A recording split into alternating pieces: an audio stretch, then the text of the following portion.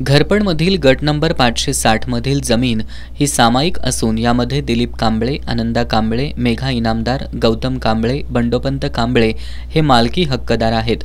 तर गट क्रमांक 563 मध्ये श्रीपती कांबळे यांच्यासह 7 ते 8 जणांची कुटुंब आहेत। गट क्रमांक 563 मधील कुटुंबांनी रस्ता करण्याची मागणी ग्रामपंचायतीकडे केली होती। या मागणीनंतर डॉक्टर बाबासाहेब आंबेडकर सामाजिक विकास योजनेच्या फंडातून ग्रामपंचायतीने या ठिकाणी रस्ता करण्यास सुरुवात केली।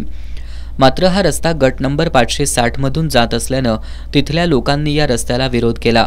याबाबतची तक्रारही त्यांनी संबंधितांकडे केली आहे। ज्या ठिकाणी रस्ता मंजूर आहे त्या ठिकाणी न करता दुसऱ्याच ठिकाणी रस्ता केला जात असल्याचा आरोप बाजीराव कांबळे यांनी केलाय।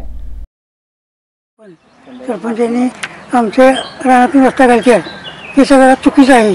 ही कागदपत्र चुकी दिलेली आहे आणि आमची फसवणूक करण्यासाठी करत आहेत आणि वर अधिकाऱ्यांची सुद्धा आम्ही 2-4 वेळा हे निवेदन दिलेलं त्याची आमची दखल त्यांनी घेतलेली नाही।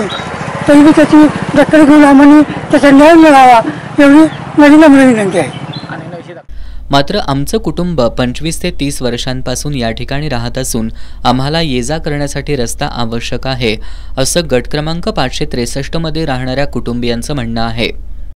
आम्हाला हा रस्ता करण्यासाठी परवानगी दिलेली आहे आणि रस्ता जर झाला त्यांची मोजणी आली तर आम्ही रस्ता फोडून द्यायचा असं ग्रामपंचायतनं मंजूर केलेलं आहे।